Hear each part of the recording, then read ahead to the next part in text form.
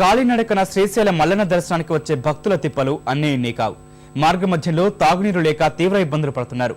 వృద్ధులు, పిల్లలు నీటి దాహంతో విలవెల్లాడుతున్నారు. సౌకర్యాల పేరుతో లక్షల రూపాయలు ఖర్చు చేస్తున్నామని అధికారులు చెబుతున్నా వాటి ఫలితాలు క్షేత్రస్థాయిలో కనిపించడం లేదు.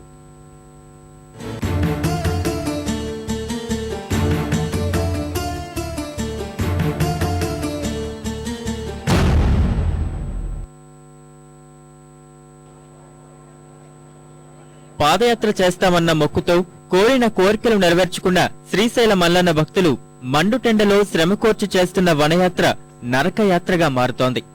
దేవాదాయ శాఖ అధికారుల నిర్లక్ష్యంతో ఏటా శివరాత్రి బ్రహ్మోత్సవాల సమయంలో కాలినడకన వచ్చే భక్తులు తీవ్ర ఇబ్బందులు ఎదుర్కొంటున్నారు. మన రాష్ట్రంతో పాటు మహారాష్ట్ర, కర్ణాటకల నుంచి Nagarjuna Sagar, Srisailam tiger reserve project పరిధిలో 50 కిలోమీటర్ల మేర అటవీ ప్రాంతంలో బిక్కుబిక్కుమంటూ భారీగా నడిచి వచ్చే భక్తులు దారి పొడవునా తాగునీరు లేక దాహార్తితో విలవెల్లాడుతున్నారు. మాత్రం ఏం బాగాలేవు. ఆ ఉండే నీళ్ళే బోరింగ్ ద్వారా పంపింగ్ చేసినారు. పంపుకి చేతులు కడుకుంటున్నా భయంకరమైన వాసన, చేయగలుగుకుని భోజనం చేద్దామన్నా అదే వాసనే వస్తున్నాయి. టాయిలెట్ ఉనికి లేవు, వాటర్ లేదు, చాలా భయంకరమైన పరిస్థితులు ఉన్నాయి. అక్కడ తాగడానికి నీళ్ళు లేవు, సామాన్లకి వస్తే చాలా కష్టం ఉంటుంది. ఇక్కడ స్నానాలు చేయడానికి లేవు, తాగడానికి ఏమి అక్కడ ఏం దొరకవు. భీమన కొలతో నుండి ఒక్క గుట్టుకు నీళ్ళు కూడా లేవు సార్. వీటికి వచ్చినాక మాకు నీళ్ళు అసలు చిన్న పిల్లల తల్లిగారు అందరూ చాలా బాధపడుకుంటూ వచ్చినాము. మరి ఇంకేం చేయాలి సార్, ఎవరిని అడగలం మేము. సన్న పిల్లలు నేసుకొని ఎక్కువ కొంట వస్తుంటే బాధ అనిపించింది. శివరాత్రి బ్రహ్మోత్సవాల పేరుతో కోట్ల రూపాయల నిధులు ఖర్చు చేస్తున్న శ్రీశైల దేవస్థానం అధికారులు పాదయాత్ర ద్వారా వచ్చే భక్తులకు కనీస సౌకర్యాల కల్పనలో నిర్లక్ష్యం చూపుతున్నారు.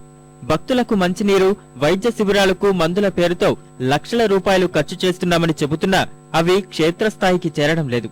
ఫలితంగా భక్తుల ఇబ్బందుల్ని ఆసరాగా చేసుకుని వ్యాపారులు అందిన కాడికి దోచుకుంటున్నారు. బయలుదేరినప్పటి నుంచి మధ్యలో బాటలు ఉంటాయి, అది మధ్యలోనే కొంచెంసేపు అయిపోతాయి. ఒక గంట నడిచినామంటే తాగిస్తాము. మధ్యలో ఆడ వ్యాపారస్తులు పెట్టుకున్నారు. కొన్ని పోయమన్నా కానీ వాళ్ళు పోయారు సార్. 10 రూపాయలు 20 రూపాయలు లీటర్ అంటారు. అవి ఒక్క పారి మాకు దప్పగా అయితే ఒక్కటే పారి తాగిస్తాము.